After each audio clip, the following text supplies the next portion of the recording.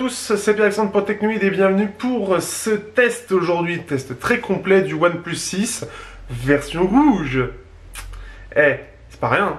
Et d'ailleurs, je remercie Vito de la Postec de me l'avoir prêté, justement parce qu'il voulait avoir mon avis. Donc je vous conseille d'ailleurs d'aller sur sa chaîne. C'est une chaîne spécialisée OnePlus, alors il fait pas que ça, mais essentiellement ça.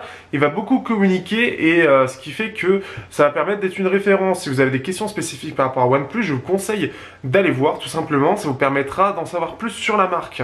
Parce que lui, là, depuis le premier, il est très actif sur les forums. Et justement, bah voilà, il a ses lives précis. Donc si vous avez des questions à lui poser, que ce soit sur Twitter, sur YouTube, sur ses vidéos, sur ses lives, eh bien allez-y. Donc ce qui fait que ce sera une matière de référence.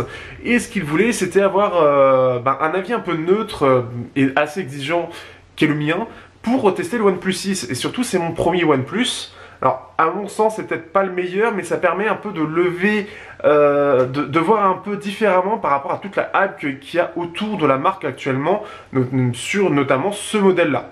Ce qu'il faut savoir, c'est que le OnePlus 6 a eu un départ assez monstrueux dans les médias. À peu près toute la presse, clairement, a été très généreux avec lui. Alors, il est peut-être en soi vraiment bon. Et ça, on va le voir lors du test, même si pour certains, vous avez vu le test express. Là, ça va vraiment être pour compléter la vie du test express, au-delà de faire un test complet, parce qu'il y a beaucoup de choses à développer derrière pour essayer de comprendre justement cette hype et comprendre mon avis aussi qui est très différent de cette hype. Pour moi, je pense que ce smartphone, même si au demeurant, il est très intéressant, par rapport à la concurrence, il n'a pas forcément grand chose de plus. Et ce qui fait que je ne comprends pas forcément la hype, notamment sur son prix qui est soi-disant très agressif, alors que la concurrence... il y avait beaucoup de concurrence, alors certes, même pas là, on n'a pas la même chose, mais on a l'Honor 10, le S9 est descendu, on a le Mi Mix 2S, on a le Mi 8 maintenant, on a...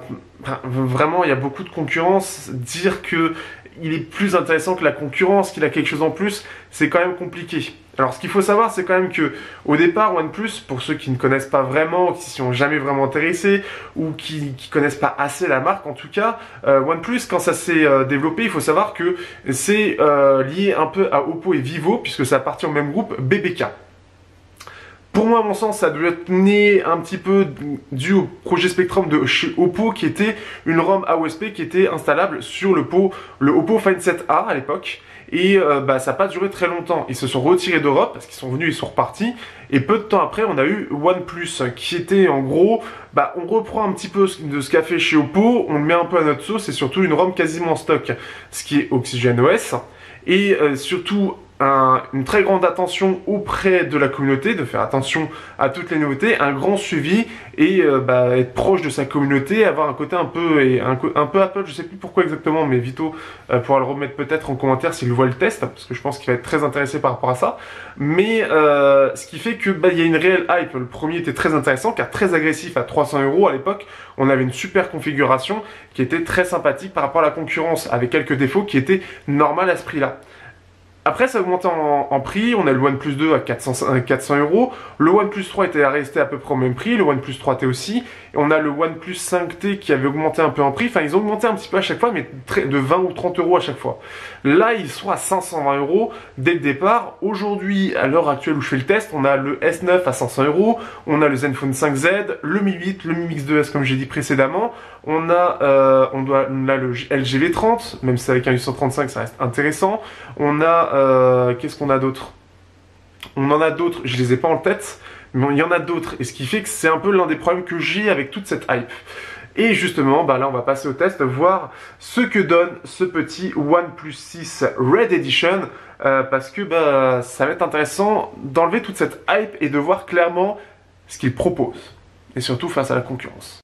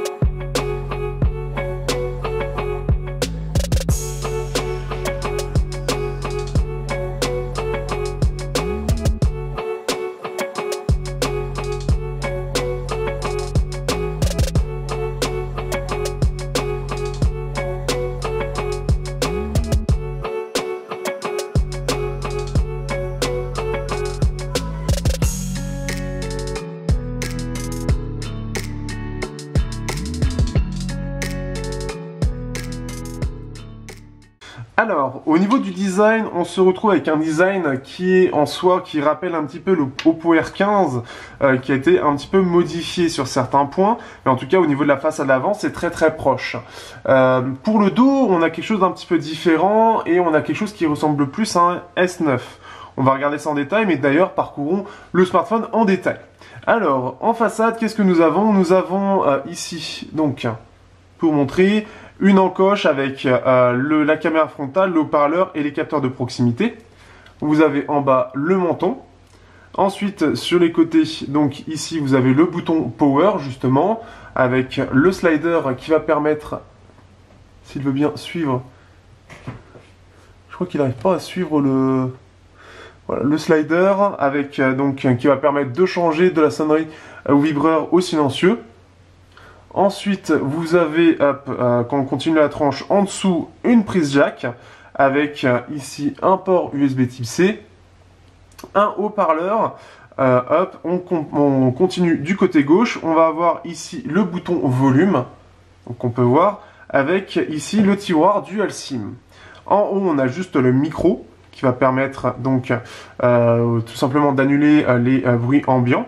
Au dos, on a le double capteur photo, donc ici, qui dépasse un petit peu, c'est pas très grave et ça reste assez joli.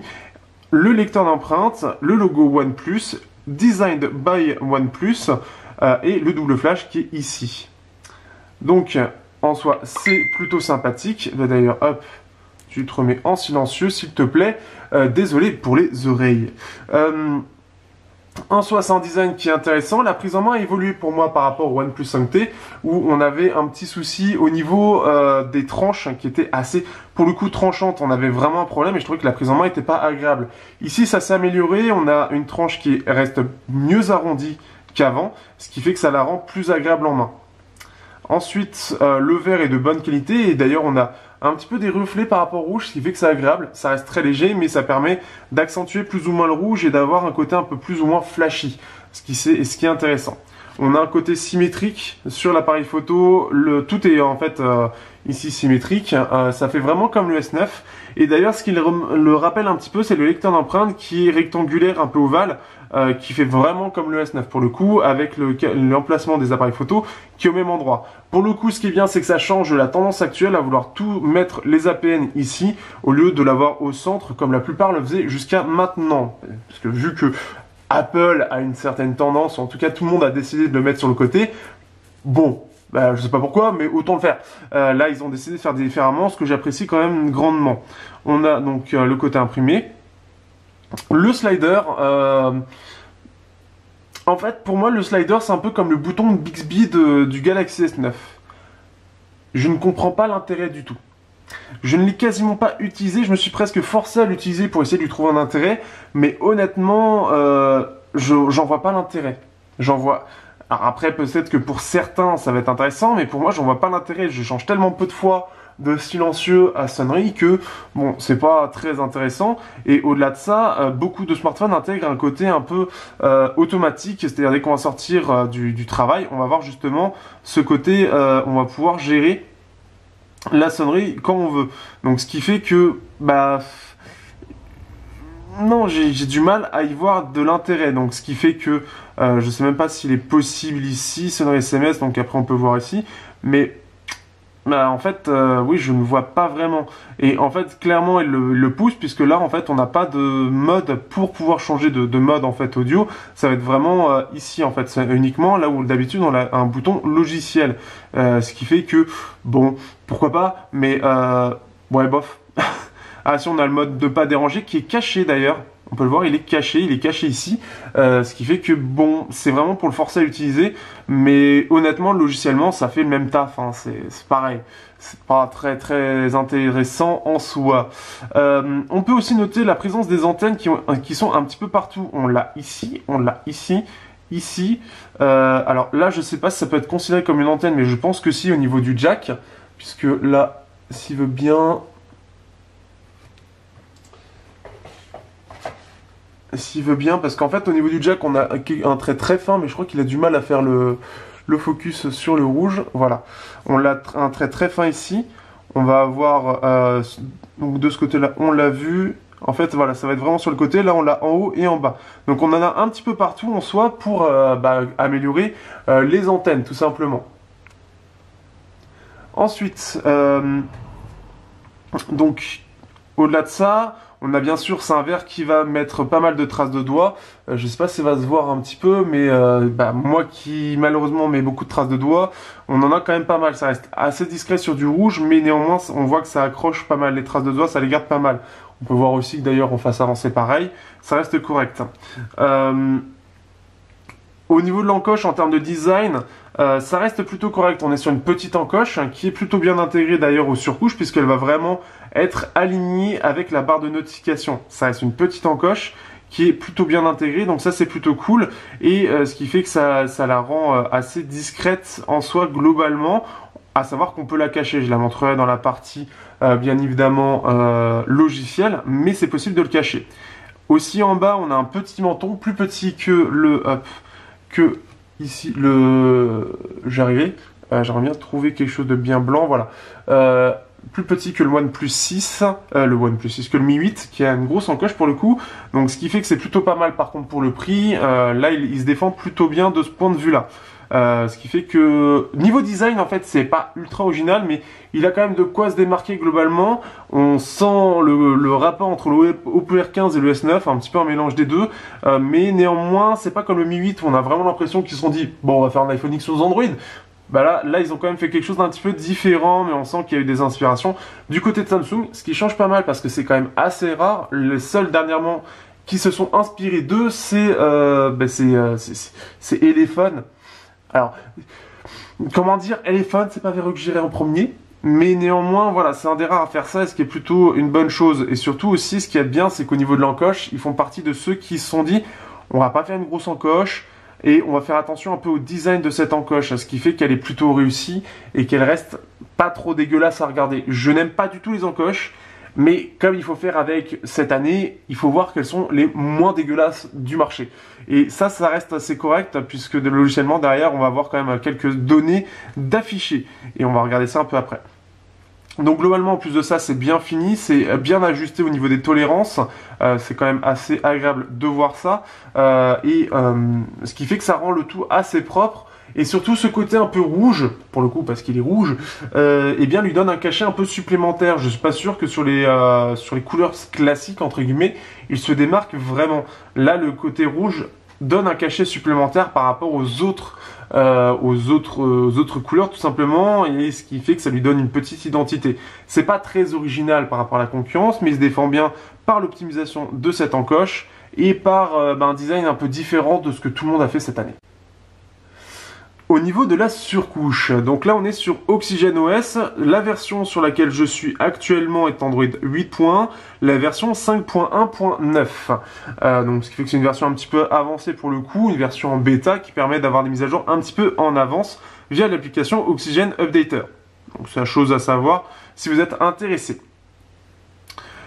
Au niveau de la surcouche, ça reste très léger, on est globalement sur de l'Android stock, donc ça va essentiellement utiliser ce qu'utilise Google, avec quelques petites modifications à certains endroits. Ce qui fait que c'est pas totalement Android pur, mais c'est pas totalement une surcouche.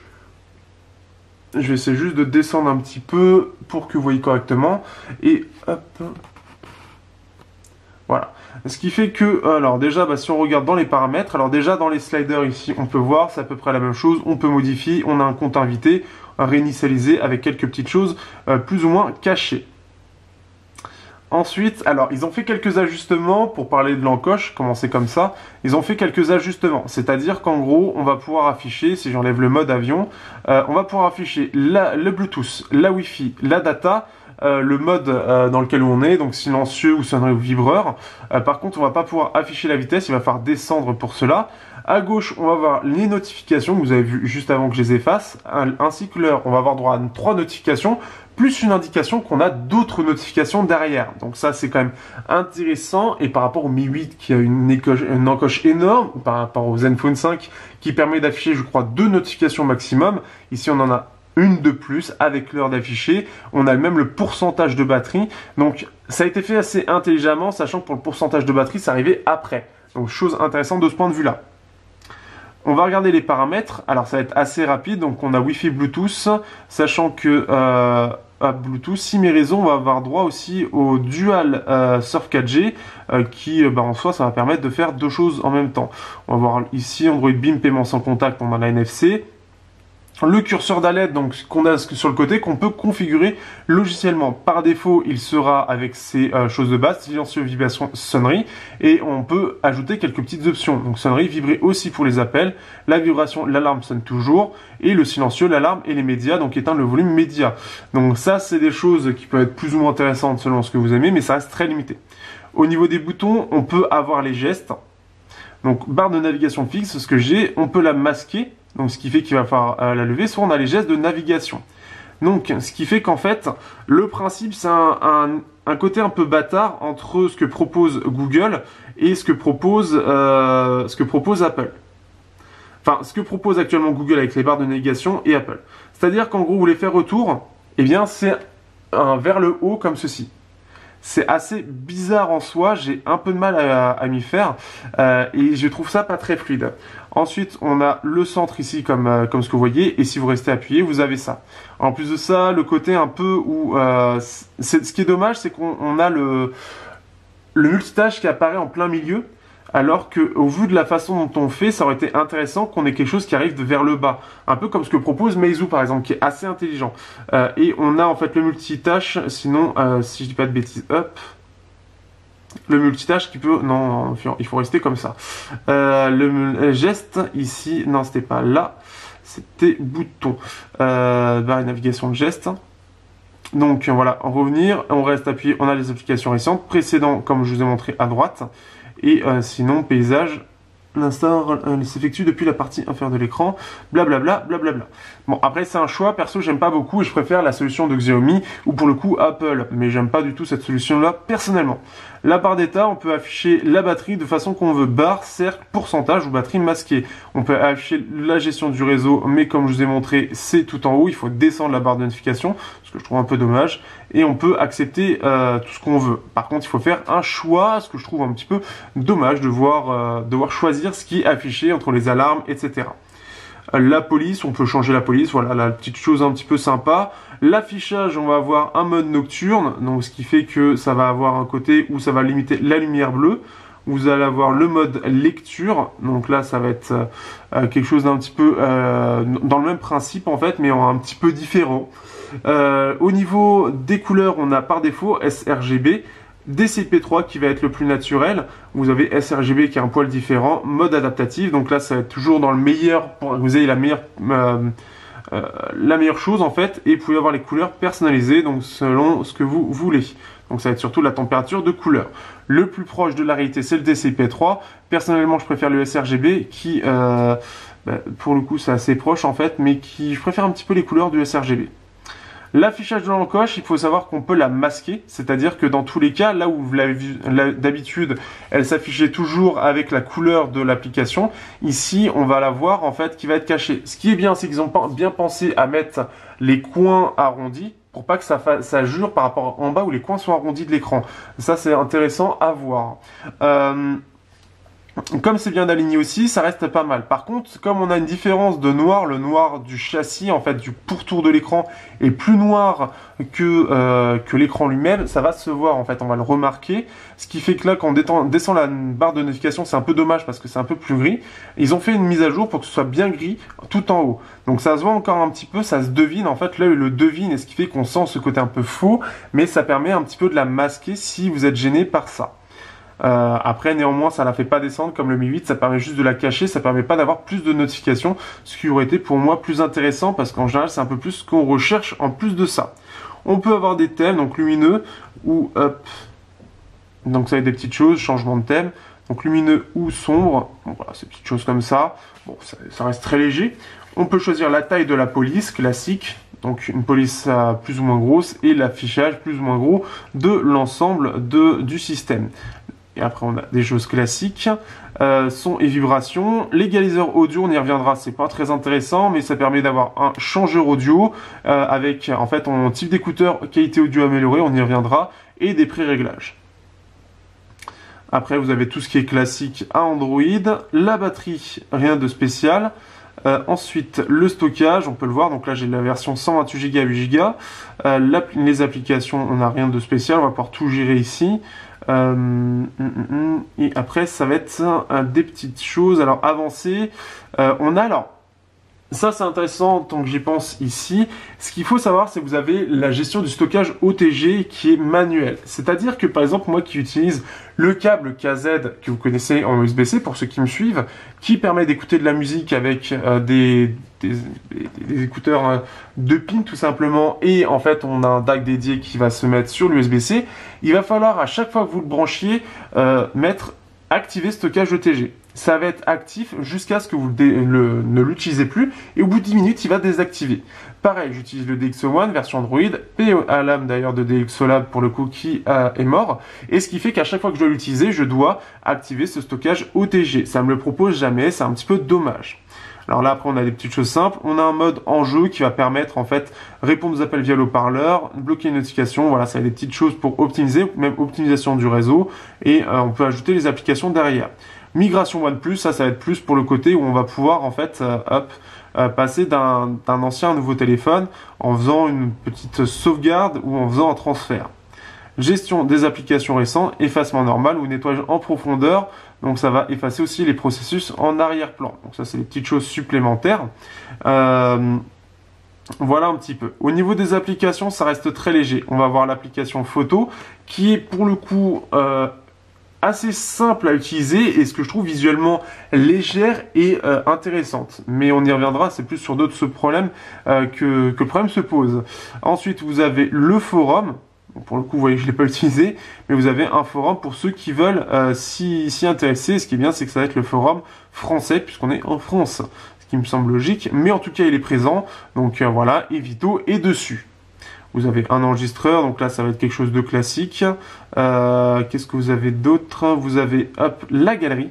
Donc pour tout simplement quelque chose de photo ou via album ou via en fait où vous êtes placé, que ça a pris la photo. Le gestionnaire de dossiers, donc là on a quelque chose de simplifié qui englobe pas mal de choses avec une partie sécurisée si vous voulez, fichier volumineux et voir ce qui est disponible. Et vous allez voir après le stockage et voir dossier par dossier.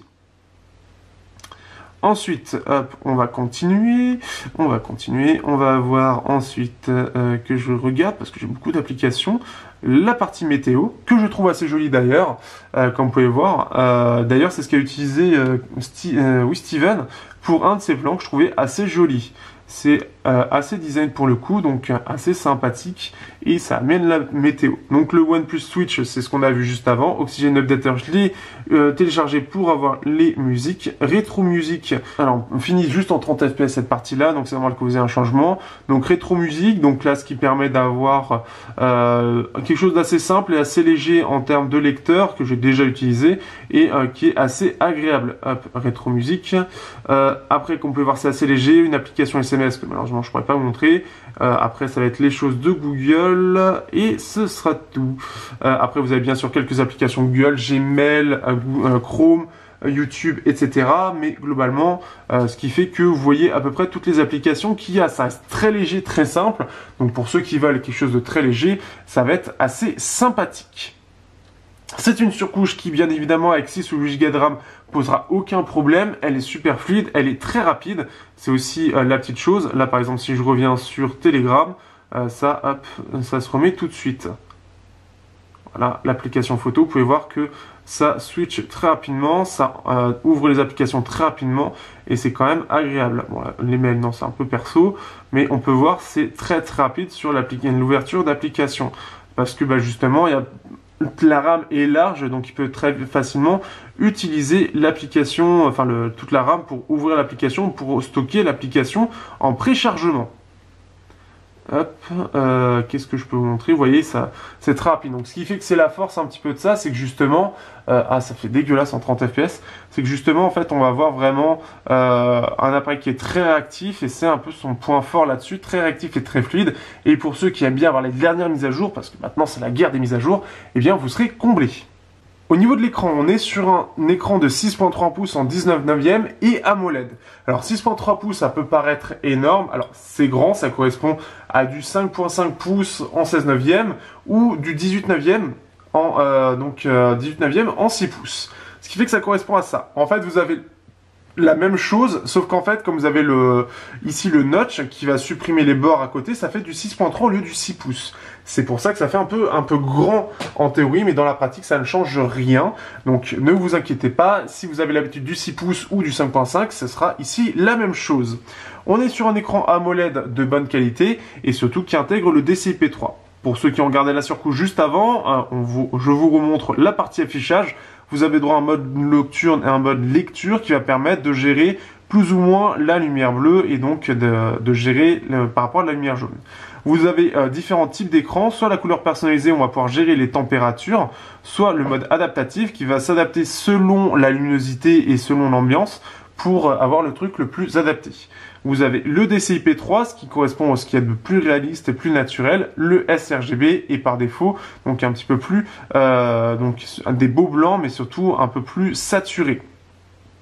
Ce qui fait que c'est un écran qui est plutôt pas mal. Bon, alors forcément, AMOLED, qui dit AMOLED dit excellent angle de vision, donc pas de problème de ce point de vue-là, et ce qui fait que c'est quand même assez agréable là-dessus.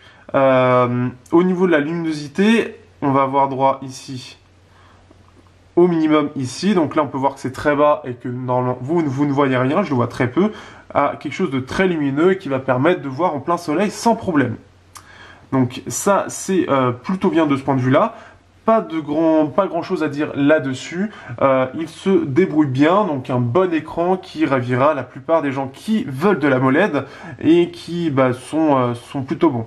Le seul souci que j'ai, et je l'ai redit déjà avant dans la partie surcouche, ce qui est dommage, c'est que pour la partie notch, alors si j'ouvre l'application qu'il faut, qui va l'afficher correctement, j'ai peut-être, je ne sais pas lequel c'est. Ici en fait on va voir que ça la cache, mais on voit quand même que c'est faux. On remarque qu'il y a quand même une différence entre le noir autour de l'écran et le noir AMOLED, parce qu'on peut voir d'ailleurs que quand c'est éteint, on va pouvoir voir en fait la différence. Alors je sais pas si ça va se voir à l'écran, mais néanmoins on peut voir que je sais pas si, peut-être en augmentant les ISO, je vais cramer un peu le reste, mais on s'en fout. En fait, on va voir la différence entre le châssis en lui-même. Je pense que ça se voit ici. En fait, on voit vraiment la différence entre ce qu'il y a ici autour et l'écran AMOLED en lui-même. Ce qui fait que ce sera jamais vraiment aussi noir que le reste. Et ce qui fait que l'écran lui-même ne sera pas aussi noir que le reste du châssis. Et ce qui fait que ça le rend un peu, malheureusement, un peu faux. Donc ça se voit un petit peu. C'est le seul petit point négatif, mais que tout le monde a. Donc ça, c'est plus un problème général. Après, est-ce qu'il y aurait une gestion de la teinte à faire? Je ne sais pas. De cette partie-là, ça aurait été peut-être le mieux. Mais c'est le petit défaut que je lui trouve pour pouvoir cacher réellement l'encoche logiciellement.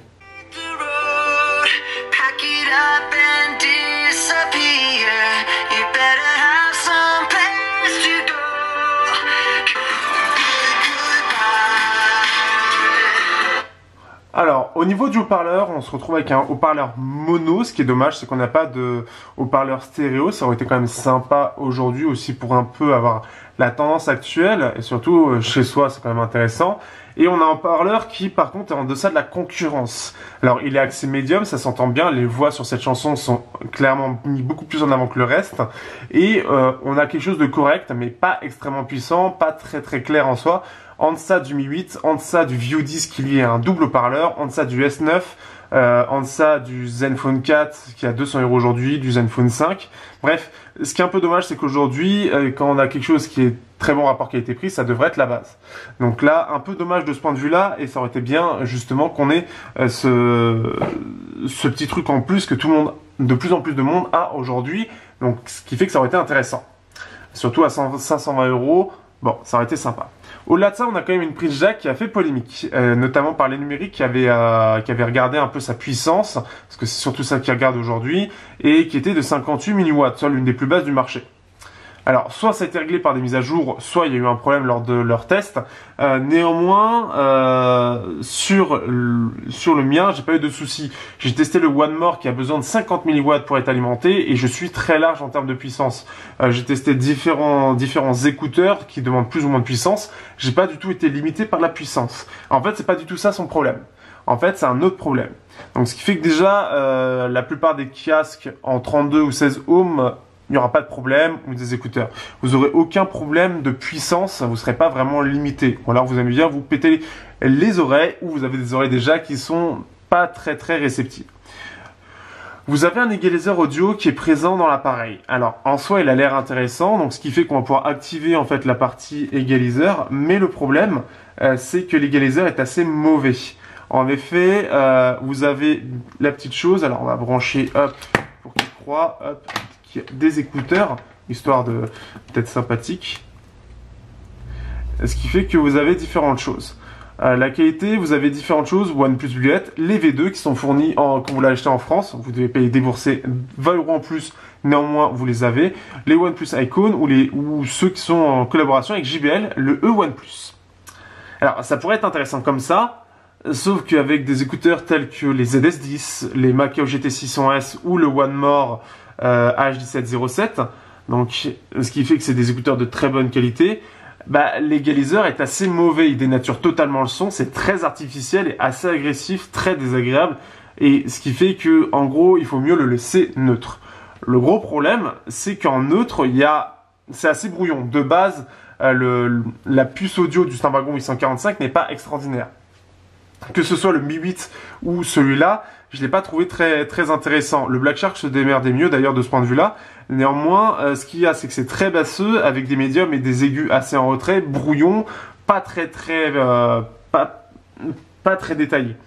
Sur le Mi 8, l'avantage, c'est que j'avais un mode, alors un peu comme ce qui est présenté ici, où on a plein de casques Xiaomi en fait, des écouteurs ou des casques. Le casque, le Mi Headphone, permet de rehausser les médiums et de rehausser aussi les aigus pour avoir quelque chose de plus clair, plus détaillé, et ça reste assez naturel, et justement on a quelque chose d'équilibré.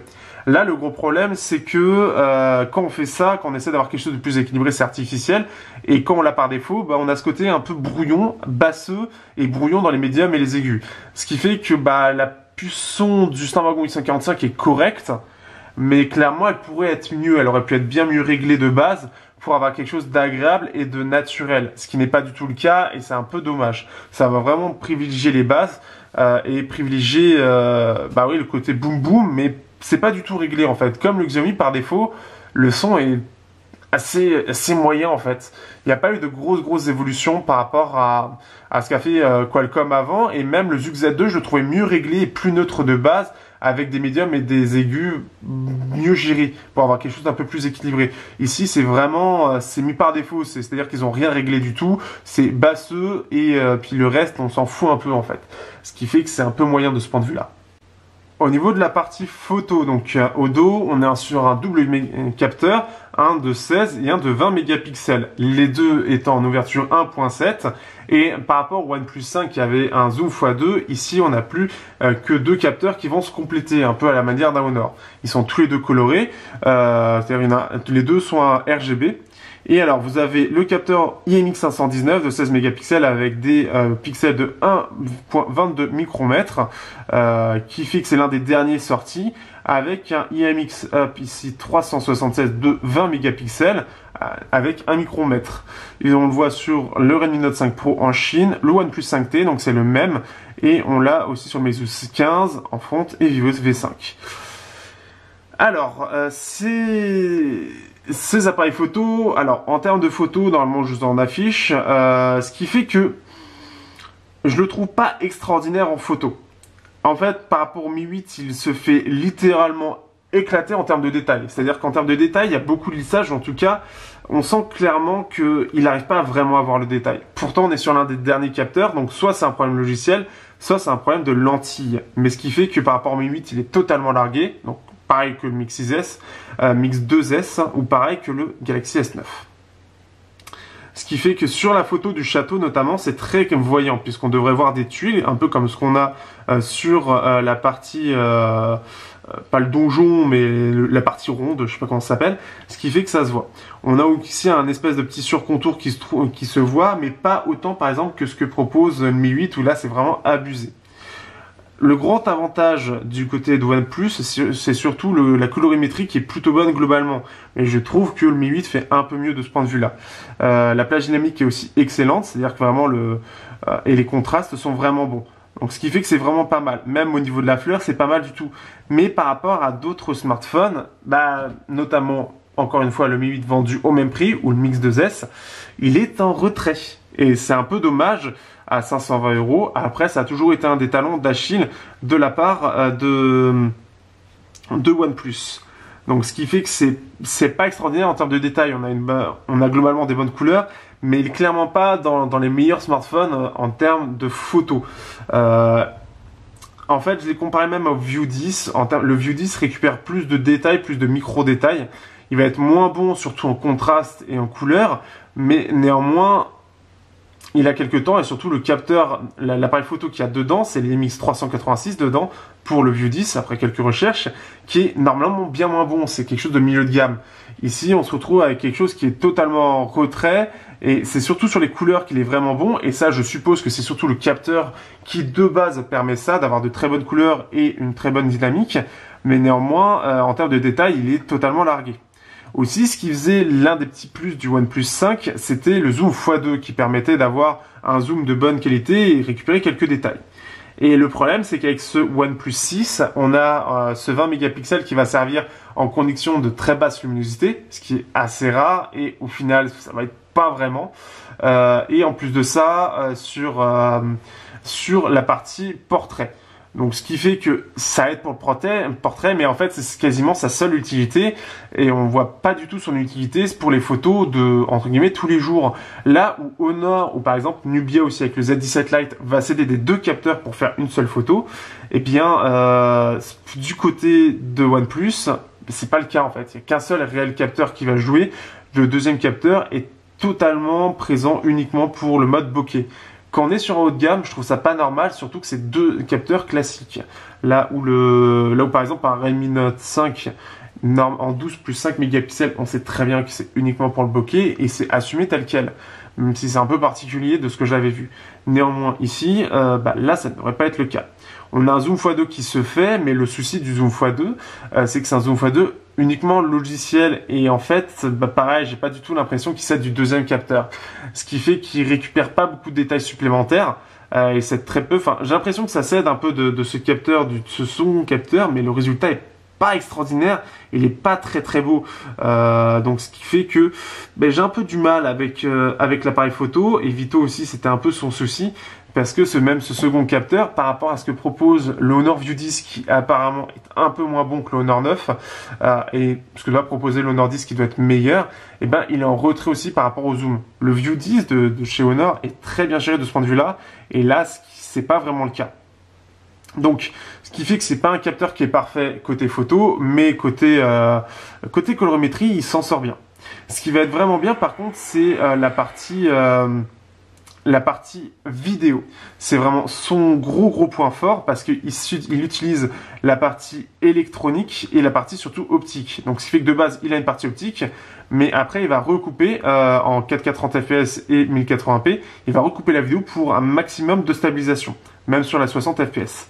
L'un des plus gros soucis jusqu'à la dernière mise à jour, c'était que la 4K 60 fps était extrêmement consommatrice de batterie, et qu'en plus de ça, il avait beaucoup de mal à faire le focus. C'est-à-dire il refaisait tout le temps le focus continuellement.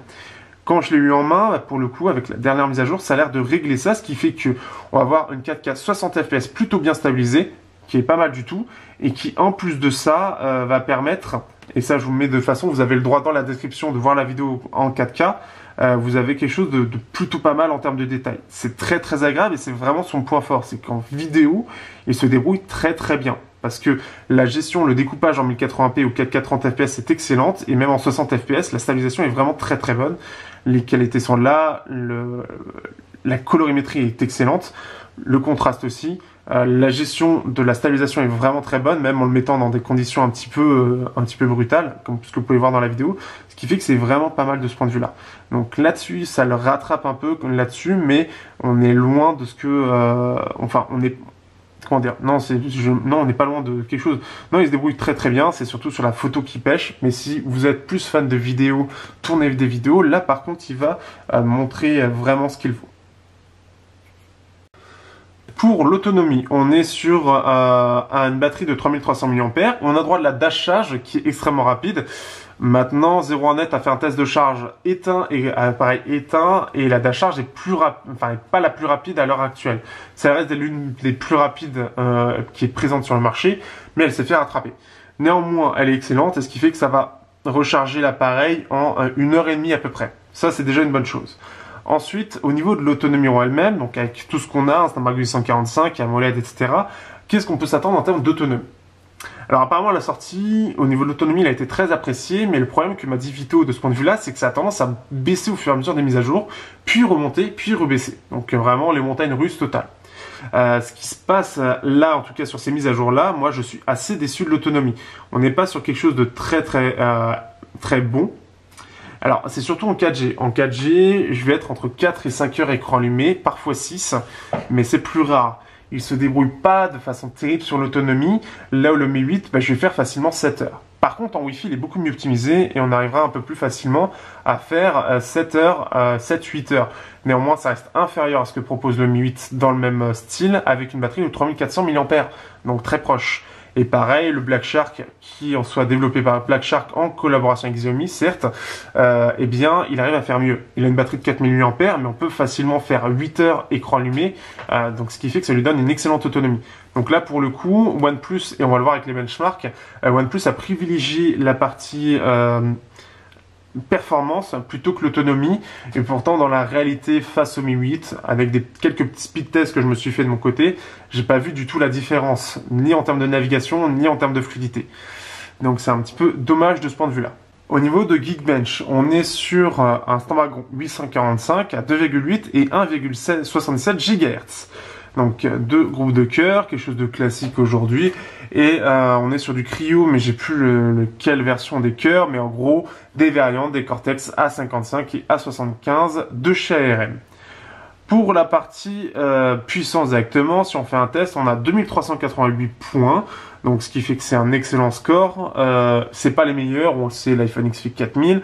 Au niveau de Samsung, je sais que c'est aussi bien meilleur, parce que les cœurs sont customisés et bien plus performants. En simple cœur, c'est l'un des moins performants sur le marché. Il y a mieux, eux, ça fait partie des moins performants. Par contre, en multicœur, il se débrouille plutôt bien et rattrape Samsung. Ça reste en deçà, mais il se défend plutôt bien avec 8837 en multicœur. En lançant un petit CPU Photon, on va voir qu'il va descendre à peu près 85%. Alors là, j'ai malheureusement pas le screen, mais on va descendre à 85% de performance au bout de 15 minutes. Ce qui est plutôt pas mal, là où le Mi 8 va rester à 75%. C'est plutôt pas mal. Alors pour que j'évite la surcouche, je vais lancer directement GFX Bench. Donc ce qui fait que on sent vraiment que OnePlus a vraiment privilégié les performances au détriment de l'autonomie, comme je le disais avant. Donc ce qui fait que ça va se voir justement aussi avec GFX Bench, le temps qu'il charge, parce qu'il met toujours un petit peu de temps, et on va voir que en gros il fait 2895 frames. Donc on peut voir qu'il commence à 3300, hop, on va faire un petit zoom. Donc il commence à 3300 et il va redescendre jusqu'à 2900, il va remonter un peu à 3100 et il va rester à peu près vers les 3000. Il va descendre quand même au plus bas à 2900 et c'est ce que garde GFX Bench. Par rapport au Mi 8, on va être sur quelque chose de bien plus performant. Par contre, par rapport à ce que propose le Black Shark, qui lui reste maintenu avec la chauffe qui va avec, à 3500, au plus bas à 3200. Donc ce qui fait qu'il se défend bien, mais il reste en deçà de ce qu'il y a ailleurs. Bien sûr, l'autonomie va être assez basse avec 143 minutes, là où le Mi 8 fait 228 minutes de mémoire. Ce qui fait qu'il va être parmi les moins autonomes et il va rejoindre donc les pires de ce point de vue-là et les plus haut de gamme bien évidemment. Ce qui fait qu'il va rejoindre l'iPhone 8, le 16 Plus, 6. Il va rejoindre le OnePlus 3T qui faisait aussi la même chose puisqu'il n'était pas limité non plus. Le Meizu Pro 7 en Helio X30. On est ensuite en dessous, donc Note Edge ça date un petit peu. Si on compare avec le S9, est-ce qu'il l'aura? Alors déjà on a le V30 qui lui a 237 minutes, mais c'est pas celui-là que je veux. On a, si on prend le LG G7 par exemple, G6, G5, G4, non ça y est pas. Mais en tout cas le G6 faisait 240 minutes avec son Snapdragon 820. On va voir un petit peu sur la partie performance. Donc là, on peut voir le seul qui est au-dessus, c'est l'iPhone 7 et l'iPhone 8 qui sont en 720p. Ce qui fait que, bon, bah là, forcément, il va être plus intéressant. iPhone SE 8 Plus aussi, qui fait parmi les plus puissants, mais il est au-dessus. Il est au-dessus du 8 Plus. Donc, pour le coup, en benchmark, il est meilleur qu'un iPhone. Ça faisait un petit peu longtemps qu'on n'avait pas vu ça. Il est bien plus performant qu'un OnePlus 3T, bien évidemment, puisque là, on a 900 frames de plus. Et le OnePlus 5, on gagne 700 frames, qui lui était très peu limité. Donc, c'est une bonne chose. Et après, bien évidemment, il va faire meilleur que beaucoup de smartphones. Il fait 2 fois plus que le ZUK Z2 Plus ou le Mate 10 Pro avec le Kirin 970. Donc après, on va voir que ça va être bien moins performant. Donc, il se défend bien. Du côté de Samsung, ils ont tendance à beaucoup l'hybrider, comme on peut le voir à 647 pour le Snapdragon 835 vendu aux USA. Donc, ce qui fait que ce sera pas forcément la réalité des choses. Néanmoins, il est très peu limité, ce qui fait qu'en jeu, on aura très peu de problèmes par rapport à la concurrence. Et justement, tous les jeux vont bien tourner. On va voir ça tout de suite sur PUBG et Asphalt 9. On se retrouve sur PUBG juste avant le combat. Donc là, hop, oh bah, ça a été rapide. Ce qui fait que là, on est sur PUBG avec tout en maximum de ce qui est disponible. Sauf sa vie, elle est plus disponible. Hop, c'est cadeau. Et ce qui fait que le jeu, alors forcément l'appareil chauffe un peu, il va chauffer un peu plus, vu qu'il se limite pas trop, il risque de chauffer beaucoup, mais pas autant que par exemple le Black Shark. On sent quand même la différence avec le Black Shark dans le sens où l'HDR du Black Shark est quand même beaucoup plus joli, beaucoup plus réussi à mon sens. Donc c'est déjà ce qui est une bonne chose. Aussi, ça reste quand même très fluide et très agréable, sachant que PUBG demande pas mal de ressources. Si on regarde sinon, en soi, on peut voir que c'est fluide, que c'est beau, c'est au maximum, et ça pose aucun problème en soi pour jouer. Donc ça, c'est la bonne nouvelle, entre guillemets. Alors ensuite, le problème, c'est que je ne vais pas pouvoir montrer grand chose de plus, parce que comme c'est un gros simulateur de randonnée, ce jeu, avec un peu de combat de temps en temps, je ne vais pas pouvoir vous montrer grand chose. Mais vous pouvez voir en tout cas que, hop, c'est plutôt bon de ce point de vue-là. Bon, il n'y a rien à prendre. Le problème, c'est qu'il n'y a rien en fait. Mais on peut voir que c'est fluide.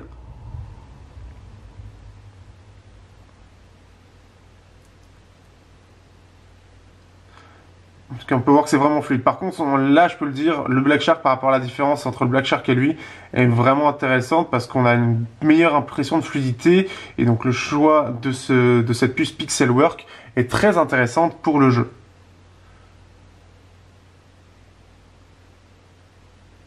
Et je n'aurai pas grand chose de plus à vous montrer.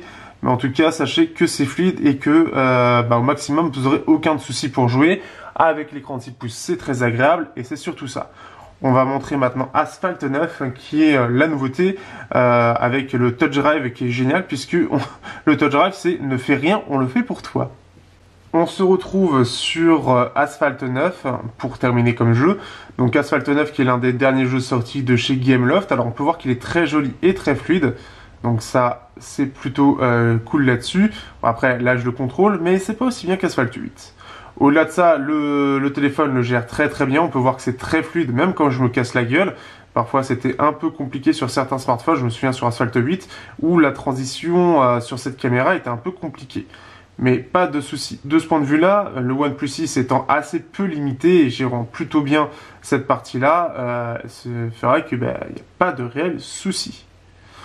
Et là, on peut le voir, j'ai fait un grand saut.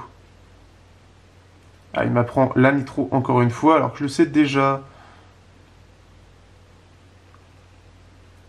Donc là, il me dit, voilà, ok, blablabla, alors ce que je l'ai fait tout à l'heure. Hop.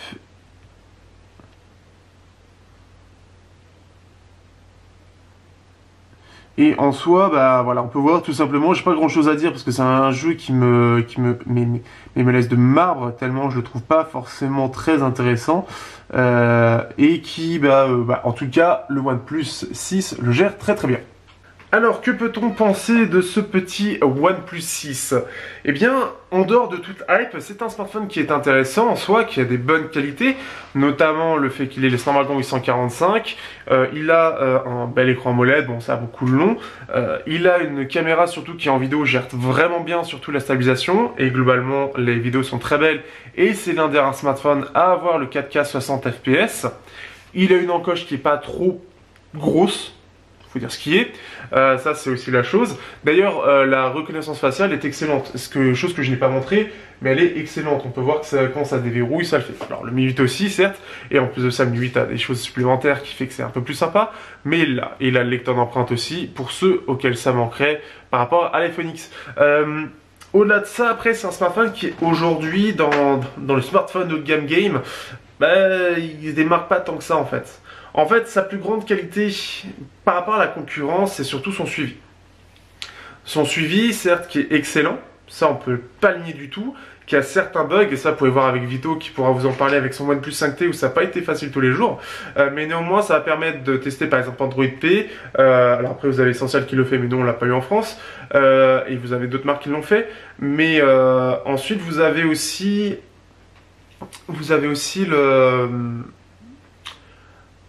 les bêtas en fait de l'appareil en lui-même. Donc là sur la 5.1.9 pour moi c'est quelque chose que j'ai eu en avance via Oxygen Updater, et ce qui fait que c'est bien là-dessus, c'est vraiment bien. Ceux qui sont vraiment très très fans de suivi vont apprécier. Au-delà de ça, si vous n'êtes pas particulièrement fan du suivi il faut à la journée près avec les pages de sécurité, il faut que ce soit le dernier, parce que c'est vraiment là-dessus que joue OnePlus, c'est vraiment d'avoir le dernier des derniers. Mais aujourd'hui, vous avez aussi Nokia qui est sur ce créneau-là. Samsung gère plutôt bien de ce point de vue-là. C'est plus sur le développement de la nouvelle version d'Android où ils doivent tout retravailler leur surcouche qui est plus longue, mais c'est là-dessus qu'ils jouent beaucoup. Sur beaucoup d'aspects, il est assez moyen, le haut-parleur est pas super bien, il a une jack certes mais qui est pas extraordinaire, l'appareil photo est plutôt bon sur les couleurs, mais au-delà de ça au niveau des détails, c'est en ça la concurrence, mais vraiment de ça, l'autonomie est très moyenne. Ce qu'on reproche au S9 on peut le reprocher au OnePlus, donc au OnePlus 6 bien évidemment je précise bien, et en soi c'est un smartphone qui n'a rien de particulièrement intéressant. Il est bon dans à peu près tout, mais il n'excelle à mon sens dans pas grand chose. Il excelle dans le suivi et dans la 4K 60 fps qui aujourd'hui, en plus de ça, parce que au départ c'était inutilisable, qui aujourd'hui est utilisable. C'est à peu près ses seuls points. Pour moi, ce smartphone a des gros concurrents. Déjà, on a le S9 qui a descendu en prix. On a le Zenfone 5Z qui, certes, en termes d'originalité, ça repassera. Mais la Zen UI est très intéressant et très complet. Il y a plein d'options et c'est très bien suivi en plus de ça. Quoi qu'on en dise via OnePlus. Mais pour avoir eu le Zenfone 4 et le Zenfone 3, ils sont très très bons là-dessus. Vous avez le Honor 10 et le Honor View 10, même si le Honor 10 en photo sera meilleur, qui sont moins bons surtout sur la partie sonore, mais qui sont moins bons sur d'autres choses, mais qui se défendent très très bien face à OnePlus, et qui fait que, au-delà de tous les smartphones qu'il a en concurrence, ils ont tous quelque chose qui les démarque. Ils ont tous ces petits trucs particuliers qui fait que, on a quelque chose de sympa. Mais le OnePlus, il a le rouge. Mais encore, il y en a d'autres qui l'ont. Mais honnêtement, je veux dire, au-delà de la hype qui, moi, ne m'atteint pas, c'est pas quelque chose qui m'atteint particulièrement. Moi, je n'ai pas de marque particulière que j'apprécie. Moi, c'est surtout des modèles qui vont être bien ou non selon les marques. Et même, par exemple, comme j'aime pas le Mi 8 parce qu'il est pas original, parce qu'il a un truc énorme, etc., il est objectivement meilleur que le OnePlus 6. Le OnePlus 6, vous enlevez la hype, c'est un bon smartphone bien équilibré, et en fait je le mets à la même hauteur que Honor. Sauf que Honor, le truc c'est que le Honor 10, il est plus petit, donc plus compact, quelque chose qui devient rare chez Android, parce que autre chose que du 6 pouces, faut le trouver, dans 6 pouces 18/9e, mais en plus de ça, le truc c'est que le Honor 10, avec le son qui va être un peu moins bien, beaucoup plus fade, il a vraiment une génération de retard là-dessus. Aussi la partie graphique inférieure, certes, bah, en soi, déjà il a une identité réellement particulière, que ce soit pour la photo avec le mode bokeh qui est particulier, le côté aussi, parce qu'en plus de ça, la photo sera certainement aussi bien, voire meilleure, le design aussi qui est vraiment particulier, ils ont réussi à réellement à créer une identité derrière. Il y a la surcouche qui apporte ces petites choses, ces petites modifications qui le rendent vraiment presque unique, entre guillemets. Vous avez le S9, l'appareil photo, on le connaît bien, il a sa particularité, il a sa surcouche très particulière, ce côté incurvé, enfin, il a plein de choses différentes. Le Zenfone 5Z Zen UI est très intéressant, il a un capteur grand angle, le LG G7, capteur grand angle, un quad DAC, bon, il a l'encoche certes, et il a un quad DAC, DAC d'ailleurs de très bonne qualité puisque c'est un ESS 9218 K2M. Voilà, j'étale ma science. Ce qui fait qu'au milieu de tout ça, en fait, quand on regarde tout ce qu'il y a, on voit les particularités vraiment intéressantes de chaque modèle. On va voir qu'il y a vraiment quelque chose qui va se détacher un petit peu, qui va dire on reconnaît la marque ici. Bon, Zenfone, on reconnaît qu'à chaque fois ils s'inspirent des autres pour créer leur smartphone, comme Xiaomi, mais OnePlus s'inspire en créant une identité un petit peu particulière, mais ça reste très lambda en fait.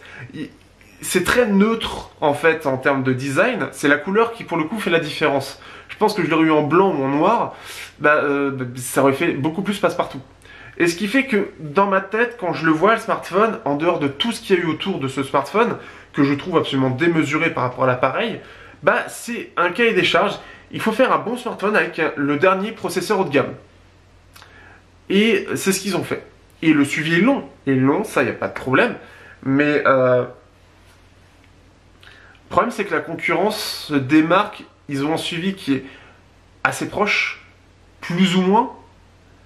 Sauf que derrière, il y a beaucoup plus d'options. Et en fait, ça fait presque le Pixel, mais pour la France, puisqu'on ne l'a pas en France. Est-ce que c'est un très bon smartphone? Oui. Est-ce qu'il a quelque chose de particulier par rapport aux autres? Non. C'est comme ça que je le vois. Alors, je pense qu'il y en aura beaucoup qui ne seront pas d'accord, et je pense que je me serai fait déjà un petit peu éclater sur le test express, parce que je serais allé à contre-courant de tout le monde, mais ce qui fait que, oui, il est bien, mais il ne m'a pas donné de sensation particulière à l'utilisation. Le Black Shark, par exemple, le Black Shark, il a une putain d'identité. Il a quelque chose de particulier, il propose des trucs vraiment intéressants. Il y a un réel truc derrière. Le Mi 8, quoi qu'on en dise, il a sa particularité. Et le Mi Mix 2S, à ce moment-là, il a sa particularité. Le OnePlus 6, ça fait vraiment... je vois pas, en fait, ce qu'il a de particulier. Je ne comprends pas sa hype, en fait. La marque travaille beaucoup dessus, joue beaucoup de cette hype pour faire vendre le smartphone. Certains médias adorent ce smartphone, et quand je vois qu'ils le mettent parfois 10 sur 10 en autonomie, j'ai un peu du mal à le croire. Et surtout que, voilà, quoi, je le vis au quotidien, c'est loin d'être le meilleur en autonomie. Honnêtement, il a la 4K 60 fps, mais je crois que Samsung le fait aussi, si je dis pas de bêtises, ou alors c'est l'un des rares, mais enfin, je vois pas autre chose. Je manque de mots sur ce smartphone parce que j'ai pas grand chose à dire. J'ai pas grand chose parce que il est joli en rouge, mais comme le Honor 10, c'est très joli avec ses reflets multicolores, comme le Huawei P20. Donc, il y a des chats qui sont battus à côté. J'ai bugué un peu. Donc, ce qui fait que j'ai du mal à trouver des réels points démarquants du OnePlus 6. C'est un smartphone que je dirais neutre. C'est le Nexus manquant. C'est ce qu'aurait dû être le Nexus à l'heure actuelle s'ils avaient continué par rapport au Nexus 4 et Nexus 5. Intéressant, mais pas particulièrement bon. Il a l'avantage du suivi qui est très proche. Donc, on n'est pas sur du suivi Google, on est sur du suivi Oxygen OS. Enfin voilà pour ce test, j'espère que vous aurez apprécié ce test, j'espère que vous aurez compris un petit peu tout ça. Je vous remercie, je remercie Vito, n'hésitez pas à aller voir sa chaîne encore une fois, je le répète, parce que c'est grâce à lui que j'ai pu le tester et que j'ai découvert OnePlus. N'hésitez pas à passer par le lien, comme d'habitude, pour m'aider, etc. Et on se dit à bientôt pour un prochain test, et j'espère que le comparatif arrivera bientôt face au Xiaomi. Sur ce, je vous dis à bientôt sur Teknoid.